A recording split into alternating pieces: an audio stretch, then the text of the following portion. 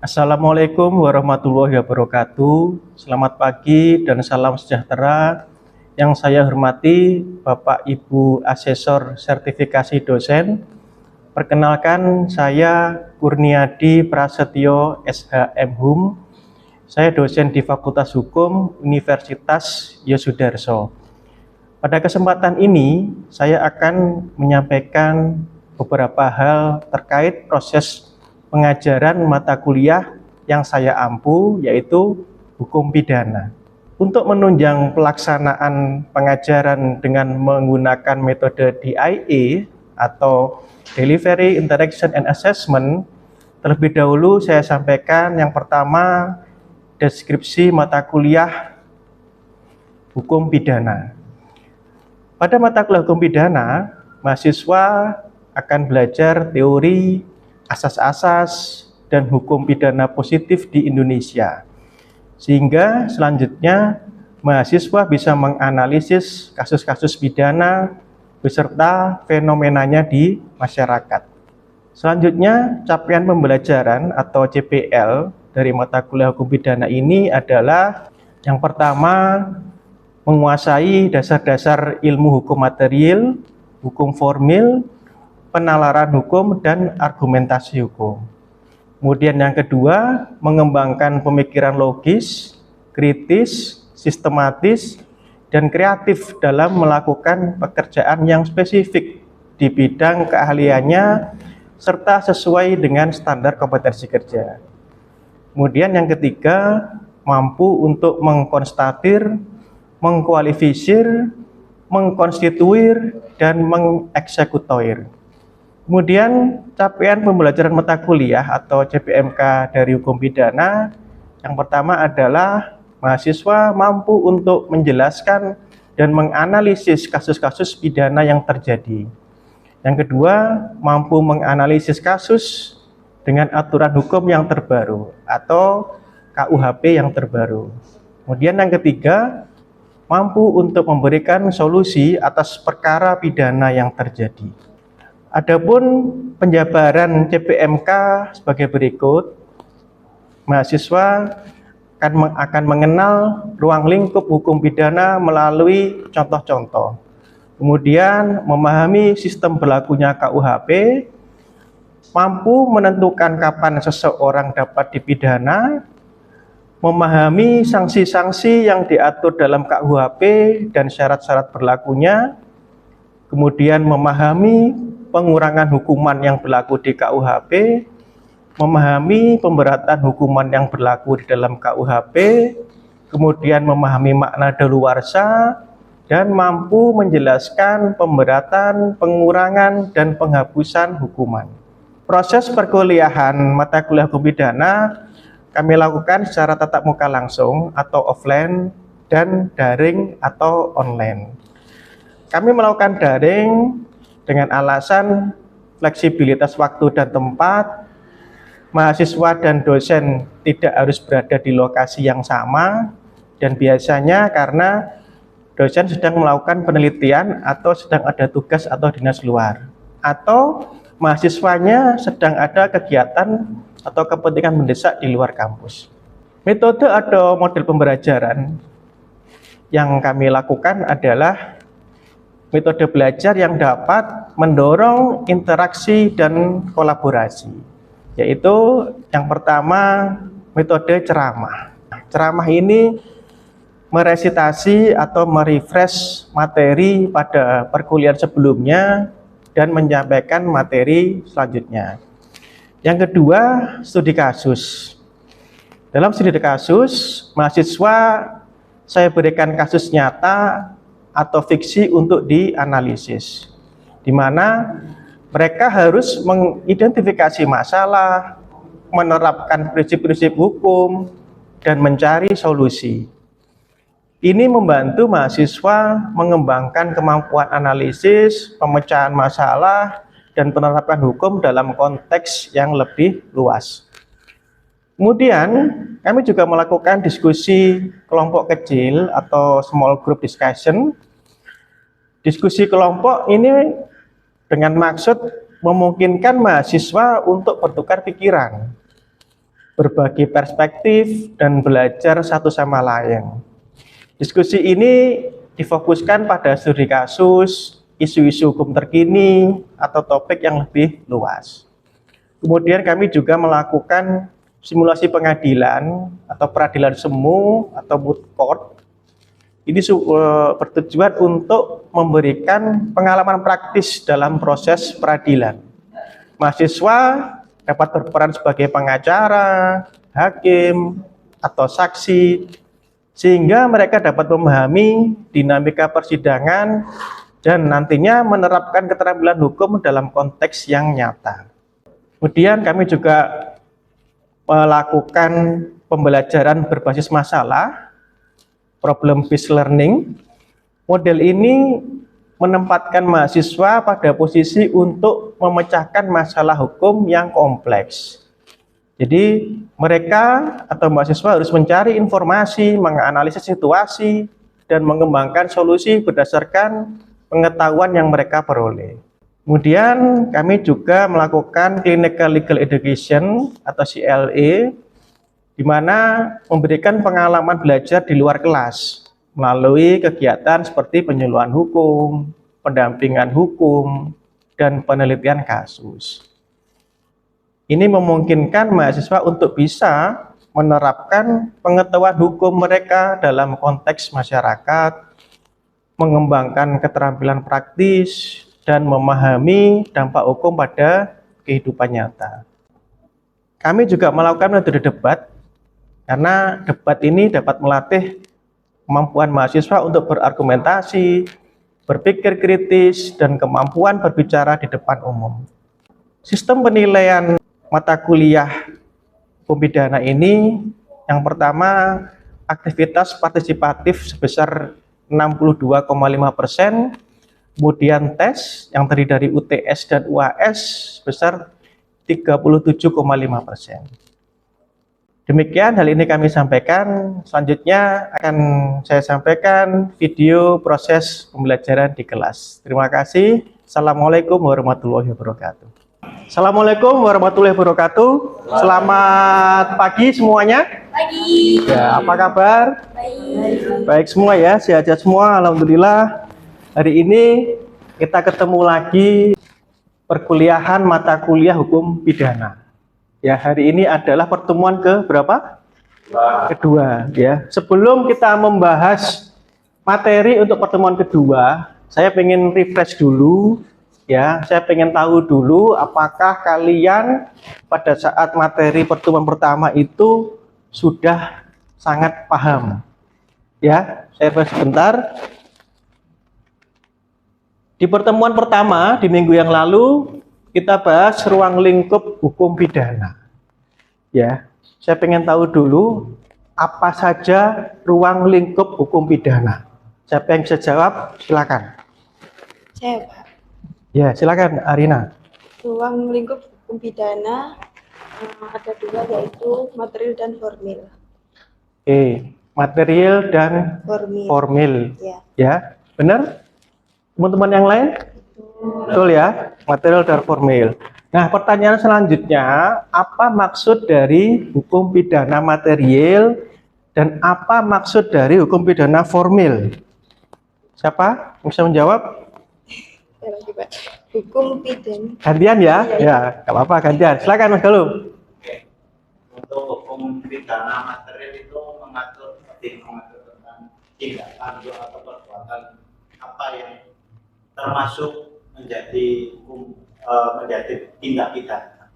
Kalau hukum formil itu mengatur mengenai bagaimana cara penegakannya atau bagaimana cara proses dalam penyidikan sampai putusan. Ya, oke. Jadi hukum material itu adalah kita bicara mengenai tindak pidananya, mengenai perbuatan pidananya. Ya, material. Kemudian formil itu adalah terkait dengan penegakan hukumnya, khususnya penegakan hukum terkait tindak pidana. Ya, cara supaya mudah untuk menghafal, ya, kalau material itu cenderung kepada perbuatannya, ya kan, cenderung kepada dasar-dasar hukumnya, ya. Kalau formil, nah, formil itu kan kita sering mendengar istilah formalitas gitu ya, formal gitu ya. Berarti terkait dengan penegakan hukumnya. Jadi hukum pidana ini tidak membahas hanya materialnya saja. Ya. Ketika orang terbukti bersalah melakukan tindak pidana, pertanyaan selanjutnya adalah bagaimana proses penegakan hukumnya. Ya, artinya begini, ketika seorang itu melakukan tindak pidana pencurian misalkan, artinya kan tidak cukup hanya berhenti, oh ya orang itu telah melakukan perbuatan pencurian. Tapi perlu dilakukan juga penegakan hukumnya. Ya, penegakan hukum tindak pidana khususnya. Nah, itu seperti apa penegakan hukumnya? Itulah ruang lingkup dari hukum pidana. Ya. Nah, ini tadi ya sudah kurang lebih sudah benar tadi yang disampaikan Mbak Ariana dengan Mas Galuh, ya, bahwa ruang lingkup hukum pidana itu mencakup hukum pidana material, ya, dan hukum pidana formil. Hukum pidana material itu berkaitan dengan perbuatannya, ya. Pidana formil mengatur tata cara, ya. Formil, ya, cara mudah menghafalkannya seperti itu. Formilnya bagaimana, Pak? Ya, tata caranya bagaimana penegakan hukumnya. Nah, minggu yang lalu saya juga sudah membahas mengenai perbuatan pidana atau tindak pidana. Ya, pertanyaan saya, tolong berikan contoh, ya, contoh perbuatan pidana atau tindak pidana itu apa saja sih? Ya, tentunya begini, ya. Pembedaan secara garis besarnya, ya, karena kalian ini sudah di semester 2, ya, yang mana pada semester 1 itu sudah mendapatkan materi, ya, diantaranya ada hukum pidana, ada hukum apa lagi? Perdata, ya kan? Kalian harus tahu dulu perbedaan besarnya apa antara pidana dengan perdata. Ya, perbedaan besarnya apa? Termasuk perbuatan yang dilakukan oleh siapapun, ya kan, oleh subjek hukum, itu termasuk kategori perbuatan pidana atau kategori perbuatan perdata. Karena ini penting. Ya. Ya, secara materialnya bagaimana? Secara perbuatan subjek hukumnya itu pidana atau perdata. Ini kalian harus paham dulu. Ya. Saya yakin pada semester 1 kalian sudah menempuh pengantar ilmu hukum, ya betul ya. Pengantar hukum Indonesia, ya. Yang salah satunya materinya adalah pembedaan misalkan hukum privat dan hukum publik, pidana dan perdata. Nah, sekarang saya mau pengen tahu, apa contohnya tindak pidana? Ada yang bisa menjawab? Atau saya tunjuk? Silakan. Alisa coba berikan salah satu atau dua ya contoh tindak pidana itu apa? 3 lah. Kalau 1, 2 cuma sedikit ya. Salah satu contoh kasusnya atau bagaimana? Perbuatan pidana. Perbuatan pidana. Ya. 3 lah, 3, jangan 1. Yang umum terjadi di masyarakat itu ya Pak. Ya. Itu tidak terlepas dari pencurian. Ya. Penipuan. Ya. Terus kemudian yang paling parah sih pembunuhan Pak, menghilangkan nyawa seorang. Oh ya. Oke. Itu seperti yang saya bilang di awal, kalian harus sudah bisa membedakan ya perbedaan besarnya antara pidana dengan perdata. Ya, oke lah sekalian. Mas Galuh coba contoh tadi contoh perbuatan pidana ya, Kalisa. Contoh perbuatan perdata apa Mas Galuh? Bahan prestasi, Pak. Bahan prestasi. Terhadap persenjataan. Ya. Terus adanya waris. Ya. Perpindahan benda terhadap adanya jual beli. Ya. Pokoknya yang bersifat privat lah. Oke. Ya, jadi saya ulangi lagi sebelum saya materinya sudah jauh begitu ya. Ini mumpung masih pertemuan kedua, saya harus pastikan dulu kalian itu paham. Ya, perbuatan atau tindak pidana itu koyo opo sih, yang bagaimana gitu ya. Itu kalian harus paham dulu. Ya, perdata apa? Jangan sampai bingung. Ya, jangan sampai belum bisa membedakan. Nanti kalian akan bingung kalau saya sudah bahas di pertemuan-pertemuan berikutnya. Ya, masih saya refresh di pertemuan yang minggu lalu, penegakan hukum pidana. Ya, penegakan hukum pidana itu seperti apa? Alurnya, mulai dari siapa ke siapa, terus kemudian ke siapa lagi.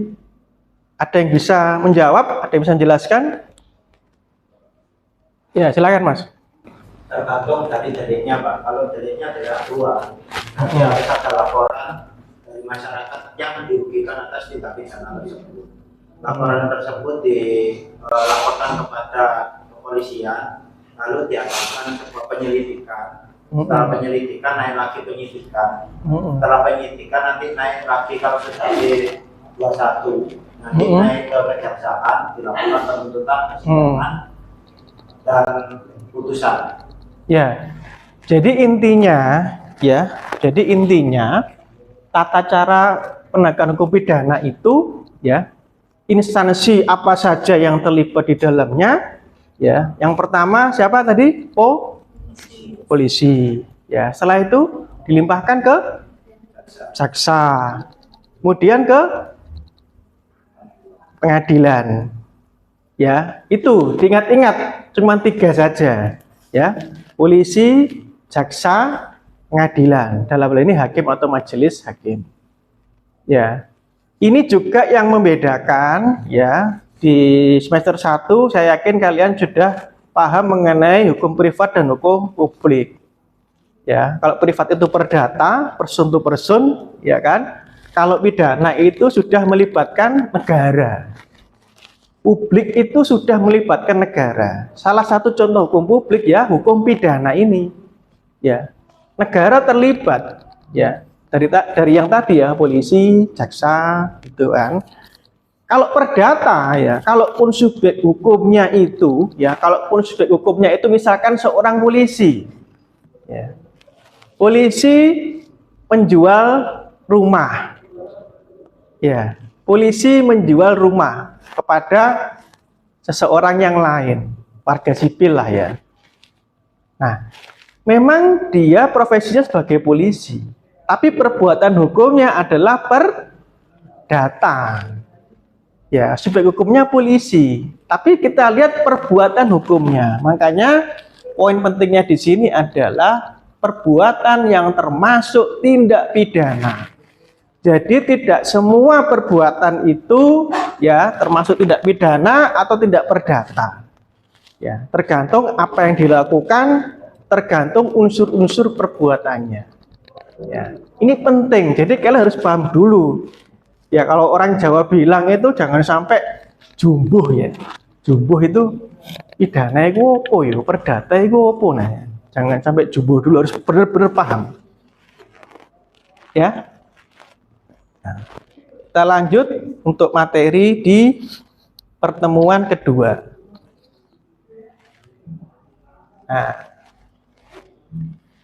saya pengen tahu dulu ya, menurut kalian, saya tidak akan mengatakan benar atau salah dulu, ya, karena memang materi ini belum pernah saya sampaikan.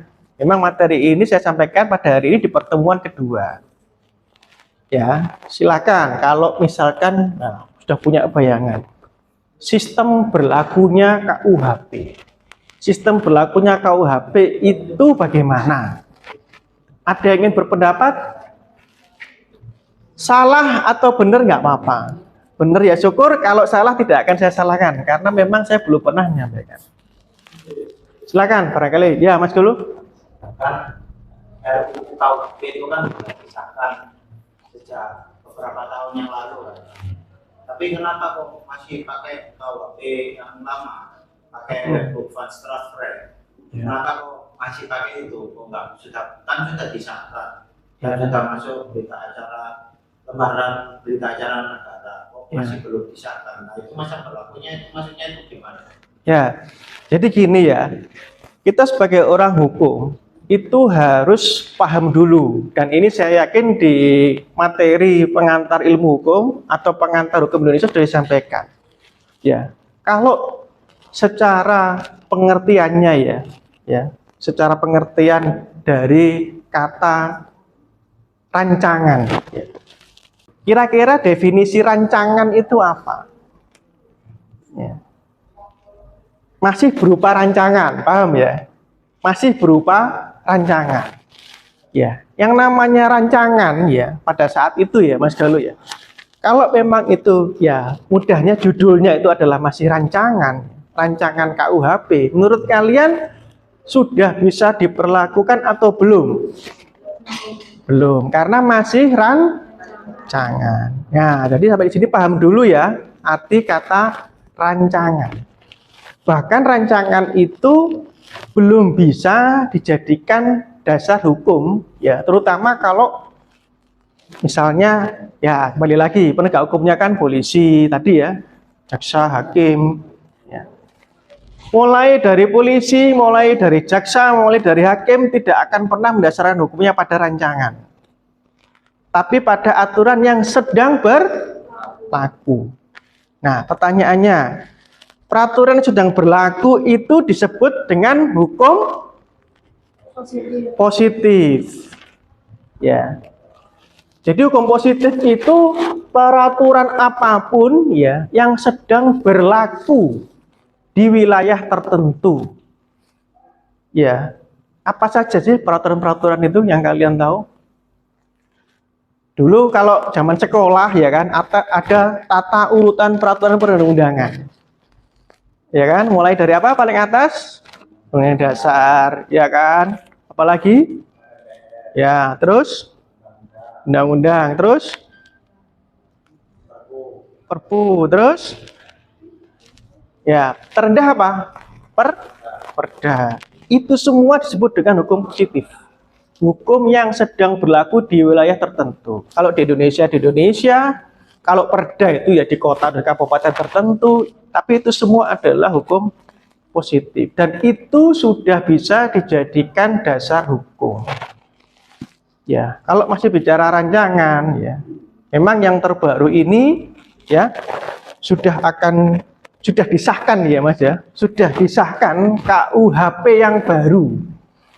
Ya, ini kita diskusi ya. Menurut kalian, kenapa sih kok harus ada KUHP yang baru? Kenapa kok nggak pakai yang sudah ada? Yang itu, yang produknya kita sebutnya kolonial ya, produknya Belanda. Ya, kenapa kok kita sudah nggak memakai itu? Kenapa Pak kok harus dibuat, harus diciptakan KUHP yang baru? Apa kira-kira sebabnya? Nggak apa-apa, berpendapat saja dulu. Ya, berpendapat saja dulu. Apa kira-kira? Pak, kenapa kok harus ada KUHP yang baru? Sosiologis. Ya, jadi sebenarnya mata kuliah apapun itu seringkali basicnya adalah PIH dan PHI. Ya, betul ya. Pengantar ilmu hukum dan pengantar hukum Indonesia. Ya, karena perilakunya masyarakat itu mengalami perkembangan, mengalami pergeseran, ya kan? Variannya semakin banyak, ya. Tindak pidana dilakukan oleh masyarakat ini variannya semakin banyak. Ya. Contoh, ya. Sekitar tahun 2000 itu kita, ya, masyarakat Indonesia sudah mulai mengenal internet, benar ya.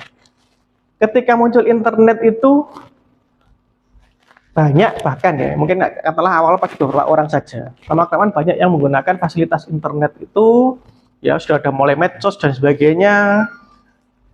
Awalnya ya berjalan dengan baik-baik saja, orang menggunakan internet ini untuk hal yang baik-baik saja, ya kan? Tapi ternyata ya kan dalam perkembangan zaman, dalam perubahan perilaku masyarakat, apalagi sekarang, ya banyak tidak orang yang melakukan tindak pidana, bukan Talisa tadi, penipuan misalkan, ya kan, banyak enggak yang menggunakan media sosial, Ada?